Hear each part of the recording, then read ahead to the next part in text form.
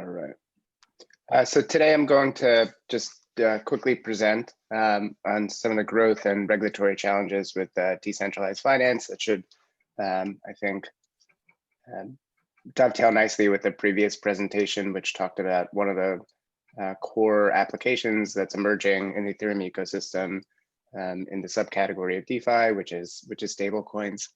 And for those that may be less familiar, more focused on other parts of blockchain technology or just getting their feet wet with the technology, DeFi or decentralized finance, also known as DeFi, is probably one of the fastest growing sectors of the blockchain ecosystem. DeFi aims to create decentralized financial services and other products that are non-custodial in nature and do not rely on one central party using smart contracts. In these smart contracts, digital assets are deployed by users to perform a specific financial function. So one way to think about what's happening is that we're seeing online kind of the growth of the digital Wall Street. We now have certain core blockchains that are able to settle transactions, particularly Ethereum, and we're seeing more complex financial services that are being created on top of it.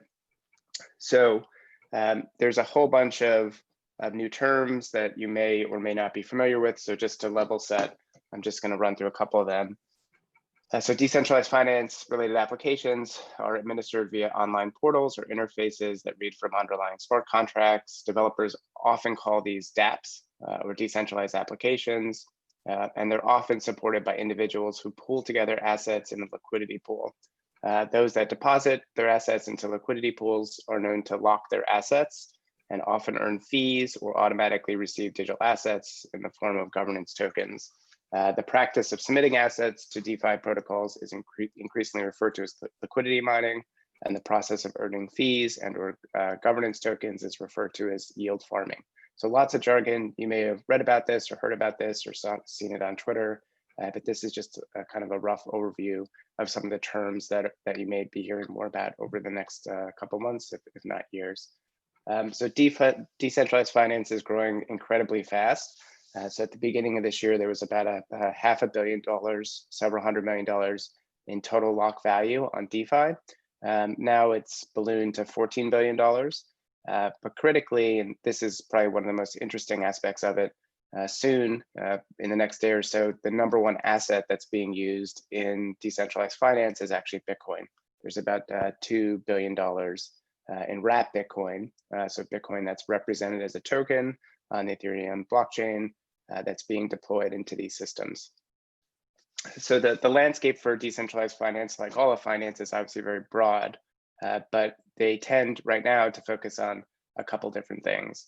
One is decentralized exchanges, borrowing and lending protocols like Maker and Compound and others, Aave, derivative and synthetic asset protocols, insurance protocols, prediction markets. We're also seeing a host of aggregation tools like DEX aggregators. So I'm just trying to move this thing. And also yield and asset management protocols. One way to kind of conceptualize this is in this schema, where you have kind of a base blockchain like Ethereum. There's other blockchains that are trying to do this, but this really is mostly growing on Ethereum. There's various different DeFi protocols like borrowing and lending, decentralized exchanges, derivative and synthetic assets, prediction markets, insurance. On top of that, you're seeing various different assets that are being used to either manage the underlying protocol or the output of a specific protocol like governance tokens or stable coins in the case of Maker and Compound. And then on top, there's an aggregation layer that's aggregating information from all these underlying protocols. We're adding additional services on top of it. So DEX aggregators, asset management, yield aggregators. And then adjacent to this is a whole bunch of integration tools which are serving as on-ramps into the DeFi ecosystem and or are powering different aspects of it.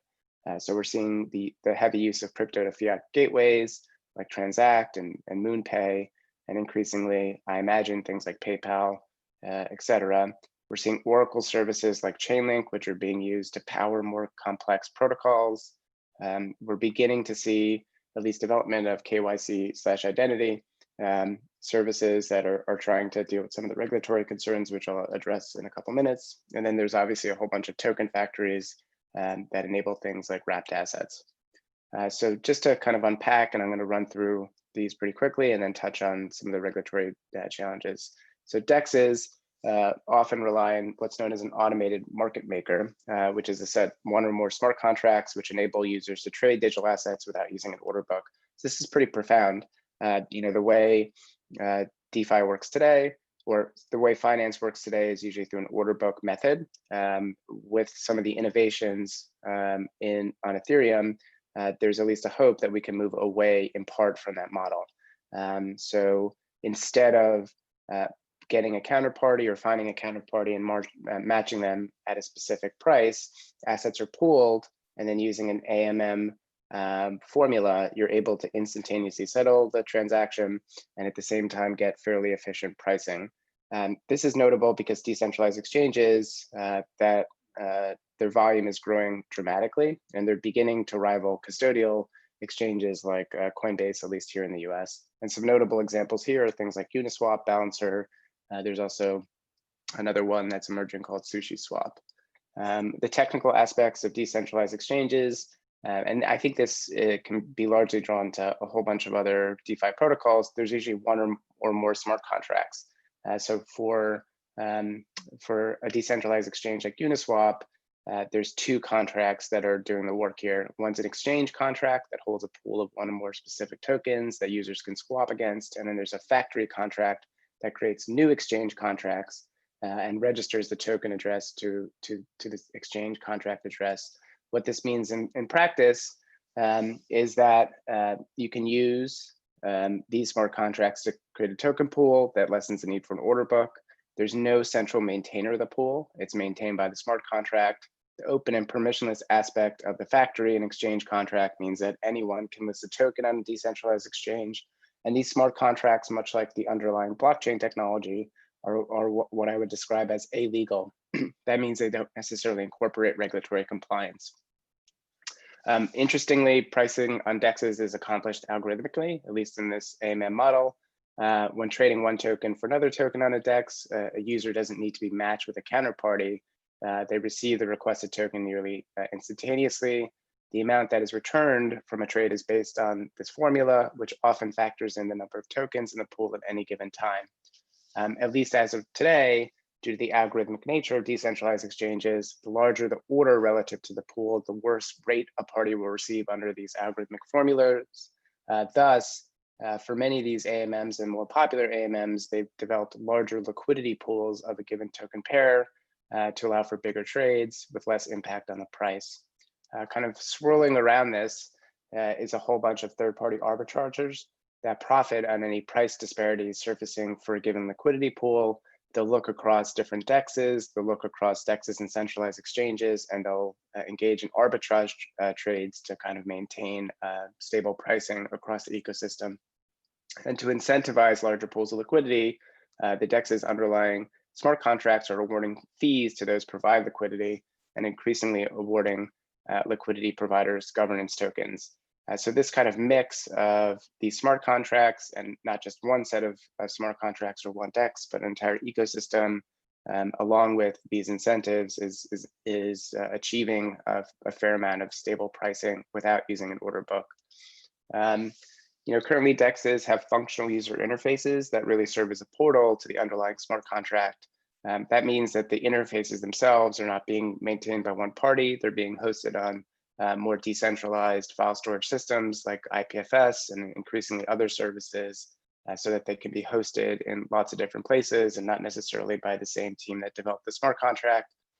These dApps tend to just read information from the underlying smart contracts and or incorporate various different token lists and that are maintained and or created by third parties. So some dApps are hosted by the original smart contract developers, others are not. And we're going to presumably see more of this as certain decentralized file storage solutions improve and the tooling around it improves. Critically, there's an incredibly low barrier to entry to setting up a DEX. The underlying smart contracts are generally licensed under open source licenses, which has led to competing forks or implementation of similar services. Liquidity providers appear to demonstrate low loyalty to a particular decentralized exchange, which suggests, at least to me, that DEXs may become a commoditized market. So just as a quick example here, this is in effect how this works. The trade changes the balance of reserves in a particular pool. Let's say somebody is hoping to get one token B, and they're willing to input 3 tokens of A and pay a small fee. The pool will start at, let's say, 1,200 of token A and 400 of token B. The first token is deposited in plus the fee. They get back 1, and the price will raise from 3, or the ratio will raise from 3 to 3.01. And that's how the pricing is kind of achieved. DEXs are just one of many different protocols that we're seeing developed in the DeFi ecosystem. Another one is lending protocols, which you heard about a little bit before. And these protocols aim to provide lending-related functionality. Many of these protocols enable users to deposit digital assets into a liquidity pool, e.g. Ether, and borrow another token, let's say CDI. And some of these protocols create or aim to create a stable digital token through borrowing and lending functions that generate a rate of return. So Compound and Aave are 2 notable examples here. The way these work is that a borrower first deposits one digital asset into a smart contract. The borrower then receives another token back, usually valued at an amount below what has been provided as capital. A loan is denominated in the other asset, let's say CDI or lend, at an amount typically between 50 to 75% of the deposited amount. If a borrower fails to maintain their collateral or the value of the collateral goes down, other users or participants on the platform can liquidate the loan, and they'll be incentivized to do so by buying out their under collateralized position for a discount. So that makes sure that people are honest, but at the same time provides us basic borrowing and lending functionality. Beyond lending, we're also seeing decentralized derivative and synthetic asset protocols. A notable example here are UMA and Synthetics. So these DeFi protocols are not limited to just exchanges and lending. Some also enable the creation of synthetic assets that derive their value from an underlying digital asset or real-world assets. Many of these protocols rely on over-collateralization, much like the lending DeFi protocols that I described before, and outside data feeds known as oracles to maintain price stability. In some protocols, synthetic assets can be generated permissionless by users of the platform. So just to kind of take a step up, in a matter of a couple years, we've seen Ethereum develop not just tools to transfer tokens back and forth from one another, but stable assets like DAI, like CDAI. We've seen more advanced market making functionality through decentralized exchanges, lending protocols, and also the beginning threads of derivatives and or other synthetic asset protocols. Feeding into this is a brand new aggregation layer that's trying to aggregate different opportunities or other abilities to plug into some of these earlier DeFi protocols. And because they're so easy to interact with, these new services are being built on top of them. So these include DEX aggregators, yield aggregators, and asset managers. So DEX aggregators enable traders to access liquidity pools of multiple DEXs at once instead of one DEX at a time. 2 notable examples here would be 1inch and Paraswap. There's also others like Matcha, and even Consensus has put one out through MetaMask. These DEX aggregators enable folks that want digital assets to ideally obtain lower pricing. So one way to think about this is, instead of aggregating news content or social media accounts, as with other types of aggregators from Web1, a DEX aggregator combines token pricing for multiple DEXs, aiming to offer people the lowest price for a trade. They often do not custody the underlying assets held by a user. They just connect these different DEXs together. If DEXs become commoditized, one could argue that DEX aggregators could serve as the search function for DeFi. So if you're looking for an asset, you're not necessarily going to go down to something like Uniswap. You may look to a DEX aggregator to get the best pricing. We're also seeing yield aggregators. So users of DeFi protocols often look to maximize their total digital asset returns and they do so through yield farming, as mentioned before, and they're turning to yield aggregators to streamline the provision of liquidity and the earning of tokens or other fees. A good example here is Yearn Finance, which is a DAO-like structure where people are pooling things together. They're participating in Yearn Finance's underlying smart contracts, and they receive back a governance token. Holders of these tokens identify investment strategies across DeFi protocols. The smart contract collects 5% of the total proceeds from these strategies and returns it to holders of the governance tokens.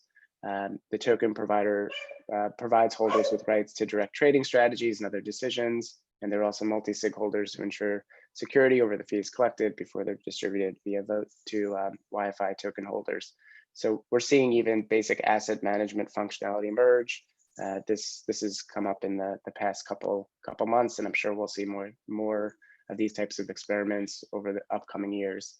The last kind of area of DeFi that's probably worth considering is asset managers.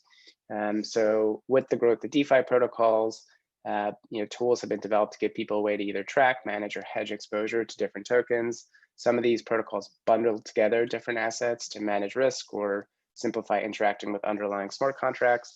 So SET's a good example here. There's other tools like Zapperfy and DBank and a whole bunch of others. And what these enable you to do is either streamline how you deploy assets into DeFi protocols, or take bits and pieces of different assets and put them together into something that's more akin to like an ETF or some sort of bundle of assets that then can be traded in and of itself.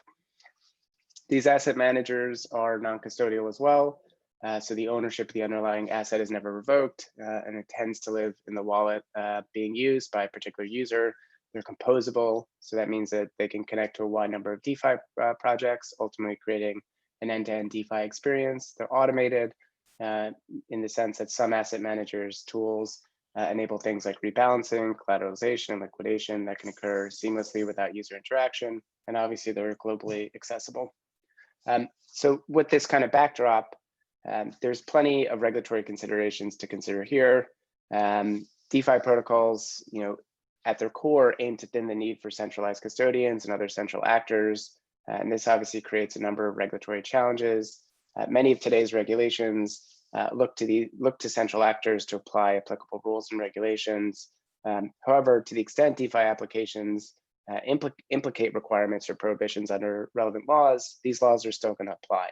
So we have a bit of a tension here. On the one hand, we have laws that are really aimed to target centralized custodians or other central actors. And at the same time, we have these protocols that are thinning the need for these central actors using Ethereum-based smart contracts. And undoubtedly, and to the extent that you spend some time as either a lawyer or working with compliance folks, I'm sure as I was going through some of these examples, there was plenty of laws that you could think could get implicated here, from commodities laws and securities laws, and also Bank Secrecy Act or AML, know your customer related laws. So there's questions as to whether or not folks that are either developing these protocols, participating in these protocols, or are acting as unregistered FCMs or DCM SEFs. There's anti-fraud concerns, there's anti-manipulation concerns, there's failure to apply Bank Secrecy Act requirements. There's questions as to whether or not these governance tokens are securities, and there's also commodity pool requirements. But the question here becomes, if you develop a DeFi protocol, will there be direct liability against developers? And the answer is that may be difficult to do, at least here in the US. Software development is often protected activity under the First Amendment, unless there's no lawful purpose to the software. I think for many of these projects, there are lawful purposes for them, which makes imposing direct liability against developers difficult. That doesn't necessarily mean that nobody will be responsible if something goes wrong or if a regulator wants to impose some form of liability. So my sense is activities adjacent to developing a DeFi protocol may create liability. This could include maintaining this whole interface to the underlying smart contract, maintaining some form of centralized control over some more core mechanic of how the smart contract operates, and potentially even deploying the smart contract itself could be viewed as something that creates liability. Um, my other sense is that, over time, we're going to see expanded theories of secondary liability for DeFi protocols. So even though it may be difficult to impute direct liability on developers, there may be ways to find secondary or vicarious liabilities for actors participating or interacting with these protocols under different legal theories. Most financial statutes or financial prohibitions, at least in the US, don't just bar direct liability, they also have some form of aiding and abetting liability or controlling persons liability. So under these theories, you can see that there's a universe of actors who may aid, abet, or control unlawful activity. And this could potentially include things like aggregators, which arguably could aid and abet unlawful activity. You could also see regulators looking at liquidity providers and/or end users that participate in unlawful behavior. You could see holders of governance tokens, if they have a controlling interest, being imputed with liability. And to the extent that a DeFi protocol has multi-sig holders who have the ability to control unlawful activity, those folks could also be subject to regulatory scrutiny. The important thing here, because these decentralized financial protocols are running on Ethereum, they're relying on smart contracts that can't be taken down outside of some catastrophic event, even though there may have been some regulatory liability imposed on one or more actors in the ecosystem. It's not going to serve as a complete solution. So if a regulator chooses to impose secondary liability, that may serve as a deterrent in some jurisdictions, but it will not necessarily stop the use of a DeFi protocol. Once they're being used and once they're out there, and people demand or want to use the service, holding one actor responsible for it could quell its distribution, but it may not necessarily stop it from operating. At the same time, pushing on some of the other actors in the ecosystem will encourage, at least in my opinion, more unregulatable solutions. So developers are already actively looking to narrow opportunities for regulation, for example, using more advanced cryptography or optimistic ZK rollups that can use and support shielded transactions. And obviously imposing any form of regulatory activity through secondary liability is just more complex. So that's going to lead to increased enforcement costs. And at the same time, and this is what I hope the ecosystem develops into, I think we should be considering, much like we did with copyright, which I'm going to talk about before, regulatory safe harbors. Safe harbors that would enable DeFi protocols that implement reasonable controls into what they're developing with clarity as to whether or not they're going to be held liable or different actors in their ecosystem are going to be held liable. So one conceptual or just throwing it out there idea could be a safe harbor that could excuse direct liability for software developers if the protocol interacts or excludes addresses under jurisdictions that raise BSA or AML, know your customer concerns, that don't involve margin trading or particular types of margin trading, and obviously if they have some sort of a lawful purpose. And I think the reason I argue, and will increasingly be arguing, that we push in this direction is that this largely worked, to kind of quell some of the issues with copyright that we saw during Web 1. Now it's not perfect, and many people have deep reservations about copyright law and how it interacts with the internet. But we did see, and we do have a pattern of what happened in the past. And during the first wave of the internet, copyright did evolve to grapple with peer-to-peer networks. And what happened was that we saw an expanded theories of secondary liability.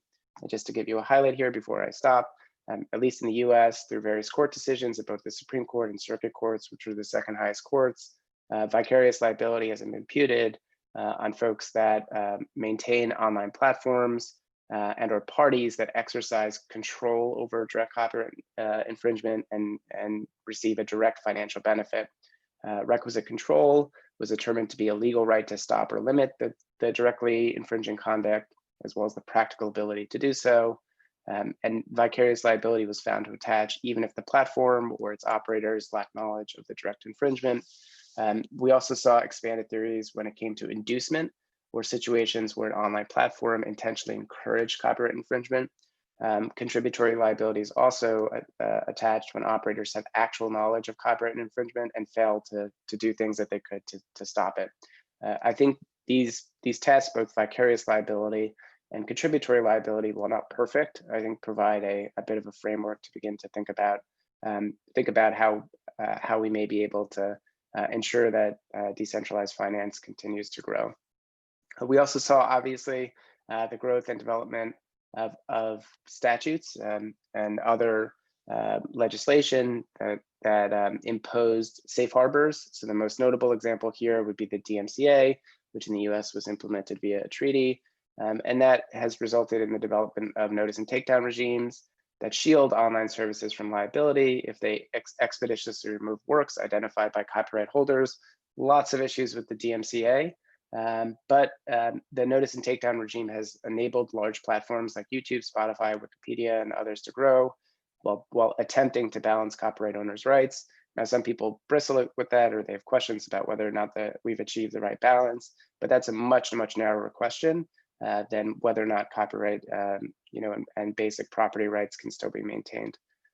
I think here, a similar approach could be adopted, right? Expanded interpretations of secondary liability of existing financial rules could limit bad actors, and a safe harbor could ensure responsible development to protect consumers' interests and ensure a level playing field with existing regulatory parties. And I think that that's kind of the goal, at least from a regulatory perspective. It's not to pick winners and losers, it's to make sure that things are being developed responsibly, that consumers' interests are being protected, and that there's a level playing field. So that's just a little overview of what's going on in the DeFi ecosystem, something that I think you're going to hear more and more about, and some regulatory challenges and potential solutions that may be worthy of consideration. So thanks so much. That's the presentation. And I forgot to introduce myself off the bat. I'm a professor at Cardozo Law School. If you ever want to talk about any of these issues, feel free to reach out. So I don't know if anybody has any questions. Yeah, Aaron, I'm just able to see one question from Jacob Ninan, if you can take it up. And this is the most common question all regulators generally ask for this decentralized financial system. How do you manage this kind of system from regulatory perspective? What kind of solution you can? Yeah, so there's private companies that are performing security audits on many of the DeFi protocols. There's also been a movement called fair launching, where the code is actually not being audited at all. It will get audited after it's launched, once it looks like folks are interested in the service. My sense is that regulators, at least in the US, I'd be surprised if they go down to the point of auditing the code before something is released. That's a very command and control model, which I'd say aligns with approaches that were taken, before World War II. Unless you have a centrally planned economy, I don't see why you'd want to have it pass through some sort of a governmental body before being released. And frankly, you're not going to be able to prevent people from deploying code on Ethereum. So if regulators took that approach, folks would just anonymously generate and deploy these various different DeFi protocols. So I don't know if that's the best approach to take. Who is liable if a decentralized ecosystem goes wrong? Well, that's the big question. You can have direct liability on the software developers, but at least again in the US, software doesn't come with warranties, and usually most open source licenses, most of the code is licensed under some open source licensing regime. Those warranties are disclaimed. So you'd have to really look at a very different approach to how we regulate software in order to impose liability directly on those software developers if something goes wrong. I think there's also a question from Yuda. Do you think the DeFi community clearly understands the risks of secondary liability when they develop DeFi protocols? I don't think that they do. I think many folks are just developing software.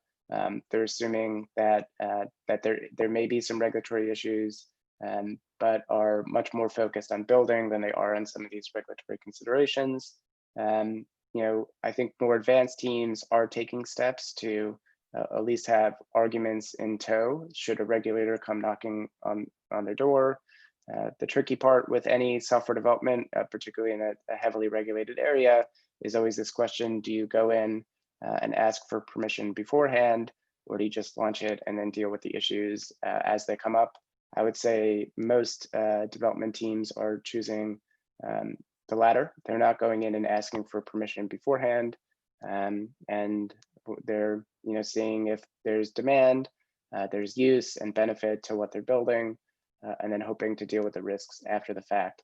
Now, from regulators' perspectives, they may not like that. From a business, and/or software development perspective, that may be the right approach. It's pretty hard to again, operate a command and control like models. I would say most industries where we do have command and control like models, a good example here would be drug development, or the way that the aerospace industry tends to work, at least when it comes to airplanes. They're very, very low innovation parts of the economy at this point, or areas where innovation has dropped back dramatically over the past X number of years. Yep. All right. Well, I think yeah, you have already answered all the questions, I think, and now we have reached the. Thanks a lot for this very insightful session, and we will be definitely.